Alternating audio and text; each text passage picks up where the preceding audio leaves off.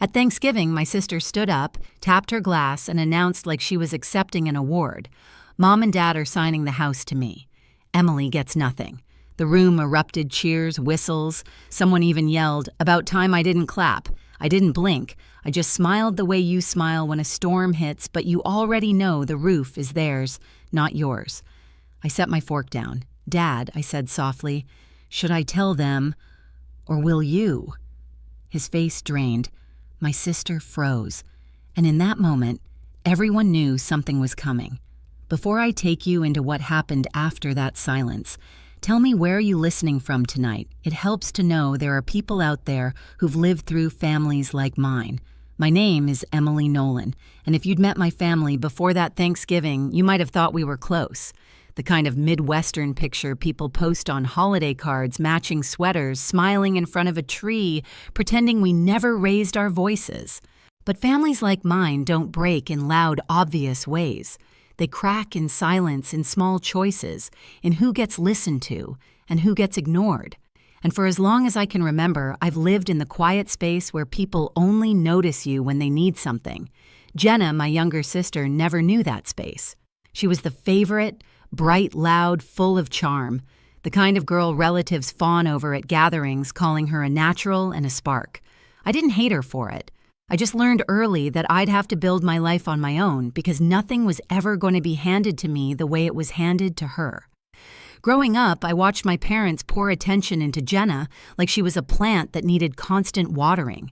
Dance classes, summer camps, private lessons, things I was told we couldn't afford when I asked. Later, when I moved to Chicago for work, they called it selfish, like choosing independence meant I was abandoning them. Meanwhile, Jenna stayed close, visiting every weekend, sliding into that perfect little mold they'd carved out for her. Still, I kept coming home for holidays. For my grandmother, mostly. Evelyn Nolan, sharp mind, silver hair, the only person in the family who looked at me with real pride. When she hugged me at the door, it didn't feel like an obligation. It felt like being seen. She'd tap my cheek, whisper something like, "You're stronger than they think," then slip back into her chair, like she hadn't just given me enough fuel to last another year. This Thanksgiving felt strange before it even began. The air in the house was different. Thick, expectant, like everyone had been let in on a secret I wasn't meant to hear. Mom was darting around the kitchen with that tight smile she wears when she's hiding something. Dad wouldn't meet my eyes for more than a second. Jenna kept brushing lint off her dress, even though it was perfectly clean. And when I walked into the dining room, I noticed one more thing. An empty chair next to mine was missing. Not moved, not pushed aside, gone. I should have known then. You'd think the empty chair would have been enough of a warning, but in my family, the signs are always quiet before they explode. I sat down anyway, smoothing my napkin across my lap, pretending not to notice the way conversations dipped every time I entered the room. They'd go flat for a second like someone had pressed mute, then pick up again with forced laughter the moment I passed. Jenna floated around like the star of her own parade, checking the table settings, fixing angles on the centerpiece, whispering little asides to Mom that made them both smile. Every so often, she'd look at me with a tight-lipped grin, polite but hollow, like I was a coworker she barely tolerated. It wasn't always like this. For a long time, Jenna and I were just two kids, sharing a bedroom, passing notes under the door when we were supposed to be asleep. She used to braid my hair, steal my sweaters, beg me to drive her everywhere once I got my license. But somewhere between high school and adulthood, something shifted. She slipped comfortably into the role my parents built for her golden girl perfect daughter, while I slipped quietly out of the frame. The house situation started 6 months earlier, long before the announcement at Thanksgiving. It was a humid Saturday in June when Mom called, asking me to come home for something important. No details, no warning. When I arrived, they ushered me straight to the dining table, the same table where everything would later fall apart. Dad had a folder laid out like a presentation. Mom smiled too hard, like her face hurt from stretching. "Sweetheart." Dad began, "We're refinancing the house. Just a simple signature. Better rates. You won't have to worry about anything." Even then, something in me tensed. My family never asked me for help unless they needed more than they were willing to admit. I flipped through the papers, heart thrumming as I tried to make sense of the numbers. Something felt off, too many pages, too many amounts blacked out, too many rushed explanations. "Can I take these with me?" I asked, keeping my voice even. "My lawyer can look at them." The silence that followed told me everything. Mom's smile faltered. Dad snapped the folder shut too quickly, like he regretted putting it in front of me in the first place. "It's just a formality," he insisted. "Why complicate things?" But I took the folder anyway. Back in Chicago, my lawyer flipped through the papers, eyebrows rising higher with each page. She didn't smile. She didn't stall. She called me the next morning. "This isn't a refinance," she said. "It's a transfer of liability. If you sign, you're responsible for their debt." Debt? I'd stared at the phone numb. What debt? She explained slowly, carefully, a second mortgage, months of missed payments, foreclosure letters, things I didn't even know existed. And the moment I understood, something inside me locked into place. Not anger, not yet. Something colder, something steady. 2 months later, Dad called again, this time asking for money. Not a loan, not help, money. He said it was for Mom's medical bills, but when I offered to pay the hospital directly, he crumbled. The story shifted. The truth leaked out, late payments, deadlines, desperation. And now sitting at that Thanksgiving table, watching Jenna glow under everyone's attention, the weight of those 2 months pressed against my ribs. They weren't giving her the house. They were giving her the debt, and they expected me to sit quietly beside her while it happened. By the time November rolled around, the secret sat between my parents and me like a live wire. We did not talk about the papers I refused to sign or the call where Dad admitted the truth. Our conversations shrank into weather updates and questions about work, as if small talk could cover a crater. They did not know I had done more than refuse. I pulled the property records myself. I knew about the second mortgage, the interest eating them alive, the foreclosure clock already ticking. They were drowning and trying to drag someone else under with them. At first, I thought that someone was always meant to be me. I was the one with the stable job in Chicago, no kids, the person they saw as a safety net they were entitled to. Saying no to them was like learning a new language that tasted like guilt. Then Jenna started posting hints online, captions about big changes, photos on the front porch with our parents, jokes about being ready to be a homeowner. Every post felt like another piece snapping into place. A week before Thanksgiving, Mom called to gush about how excited Jenna was to host more often once things were settled with the house. She said it lightly, as if the house were a gentle heirloom, not a bomb they were wrapping in a bow. That was the night I stopped hoping they would fix it on their own. I went to my desk, pulled out a folder, and started filling it. Copies of payments overdue, notices the summary pages that showed exactly how deep they were. I did not plan to humiliate them. I planned to make sure no one could say they did not know what they were walking into. On Thanksgiving morning, I drove back with that folder in my bag and a knot in my stomach. Part of me still wanted to believe they would pull me aside, admit the plan had gone too far. Instead, Mom met me at the door with a tight hug that smelled like perfume and strain. "You look beautiful," she said. "Jenna is going to be so happy you're here." The way she said Jenna, not we, told me everything. Inside, the dining room was set. Extra leaves in the table glasses shining, every chair filled but mine. My grandmother caught my eye from her usual spot and gave me a small nod like she knew more than she was saying. As I slid into my place, my hand brushed the edge of my bag. Paper against canvas. Proof against denial. If they were turning this dinner into a performance, I was done playing the quiet extra. When my sister rose from her seat and tapped her glass, I already knew I was about to watch the curtain lift on a performance they'd rehearsed without me. Jenna stood there, glowing, her hair curled perfectly, the necklace our grandmother gave her, catching the light like it had been chosen specifically for the moment she was about to steal. "Mom and Dad are signing the house to me," she announced, her voice bright enough to carry across every plate and every glass. "Emily gets nothing." The room erupted before the meaning had even finished sinking in. Cheers, loud claps, a few whistles, and the kind of laughter people use when they think they're supporting something good. Someone actually slapped Dad on the back. My mother dabbed the corner of her eye like she was witnessing an engagement. I didn't touch my glass. I didn't even blink. I just looked at Jenna and smiled. Not wide, not warm.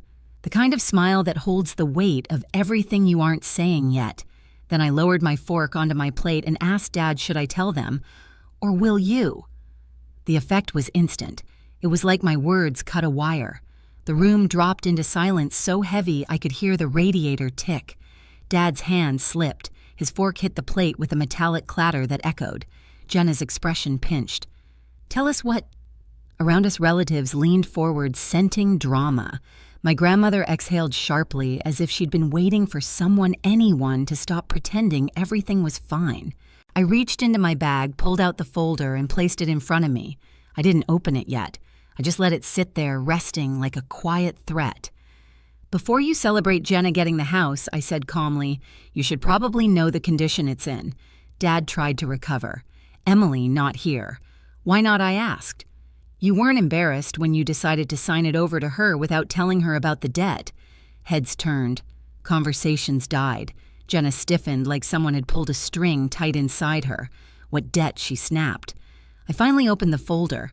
A stack of payments bills and overdue notices stared up at us. I slid one page forward, the summary line in bold. They're behind on payments, I said, on 2 mortgages. The second one was taken out without telling anyone. They're months from foreclosure, maybe weeks. My mother's hand flew to her mouth. Dad reddened. Jenna blinked like she'd been slapped. That's not true, she said, her voice rising. They would have told me. Did they tell you, I asked, eyes steady on hers, that the house comes with over $100,000 in debt? That if you sign those papers, you're responsible for every overdue payment and every penalty? Something cracked in her expression. Doubt crept in. Dad tried again. You're making this sound worse than it is, Emily. We're handling it. Are you? I held up another page. Because this one says the bank isn't convinced you're handling anything. He lunged forward as if he could snatch the paper out of my hand right there in front of 20 witnesses. I pulled it back before he could touch it. Stop, Mom begged. Please, don't do this today. Why not, I asked. You chose today. The relatives started shifting in their chairs, some uncomfortable, some newly curious, a few openly furious at being included in this spectacle they hadn't been prepared for.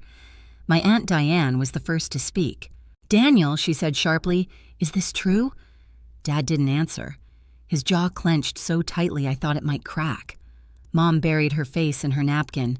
Jenna looked between them and me. But they said the house was mine. It was never a gift, I said softly. It was an escape route for them. They needed someone to carry the debt. First they tried to trick me. When that didn't work, they chose you. Jenna stood frozen in her sequined dress, shaking. Her fiancé Tyler leaned away from her slightly, like he wasn't sure if he should be associated with any of this. Is she lying? He asked my parents. Mom sobbed. Dad didn't look up. That was enough. Tyler pushed back his chair and stood. You told me the house was paid off. You said we'd have a clean start. Jenna reached for him, but he stepped back. You expect me, he said, voice trembling between anger and disbelief, to start a life on a sinking ship, Tyler. Please. He shook his head. I'm not marrying into this. The room gasped collectively as he walked out past the turkey, past my stunned parents, out the front door without looking back. Jenna's legs gave out. She dropped into her chair, hands shaking mascara smudging down her cheeks. For the first time in years, she looked like the little girl who used to crawl into my bed after nightmares. This isn't my fault, she whispered. I didn't know. I know, I said, quietly. Dad slammed his palm onto the table. You ruined everything. I stared at him. No, you ruined everything the minute you tried to hand your debt to your children like it was an inheritance. You're tearing this family apart, Mom sobbed. It was already broken, I said. I'm just refusing to keep sweeping the pieces under the rug. A murmur rippled among the relatives' agreement, disappointment judgment, the kind that stings more because it comes from witnesses who saw everything. My grandmother stood slowly, using the table for balance. Her voice, though thin, carried more authority than anyone else's. I taught you better than this, she said to my father. Your daughters are not lifeboats for you to climb into. Dad shrank. Mom wept harder. Jenna finally looked up at me, eyes hollow. What do I do now? The question hit deeper than she meant. Not because I had the answer, but because she was finally asking the right person, not the parents who built her illusions, but the sister they'd pushed aside. Before I could speak, someone knocked on the door. Hard. Every head turned. The knock came again louder. Dad frowned.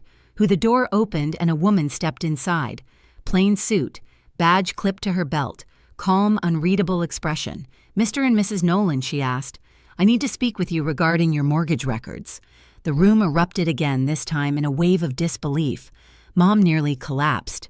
Dad went white. Jenna grabbed the edge of the table as if it were the only thing keeping her upright. I didn't move. I just sat there breathing slowly, watching the truth finally land where it belonged. "Why is she here?" Dad whispered, voice cracking. The investigator didn't blink. "We received a report of potential financial misconduct. I have a few questions. You could have heard a pin drop. Not one person cheered now. Emily," Mom sobbed. "Tell her you misunderstood, please." I didn't answer. Not yet, because the truth was only beginning to unravel. When the investigator stepped into the house, everything that had held my parents together finally snapped. She asked calm, measured questions about payments, overdue, notices, the second mortgage, and each answer they avoided made the room feel smaller. Relatives drifted away from them like they were stepping back from a fire. Jenna sat motionless, her hands shaking in her lap. She wasn't angry anymore, just emptied out like someone had drained the color from her. My grandmother stood behind her, resting a hand on her shoulder, steady and silent. When the investigator left with the documents, the house fell into a heavy quiet. Mom tried reaching for me. Dad muttered that I'd embarrassed them. Neither apology nor blame landed. I picked up my coat. Jenna whispered, "Don't go. I'll still be here," I told her. "Just not for their lies anymore." In the weeks that followed, everything shifted. My parents were forced to confront what they'd built layer after layer of secrecy, excuses, and debt. The house went up for sale. They moved into a small apartment across the city, quieter than they'd ever been. No more grand announcements, no more golden child illusions. Jenna started therapy. She called me often sometimes, to cry sometimes, just to sit in silence on the phone. She told me she finally understood why I stopped letting our parents speak for me. As for me, I learned something I should have known years ago: telling the truth isn't betrayal. Hiding it is. And families built on denial always collapse eventually. If you've ever had to stand alone at a table full of people who claim to love you, tell me where you're listening from. And after hearing my story, what would you have done?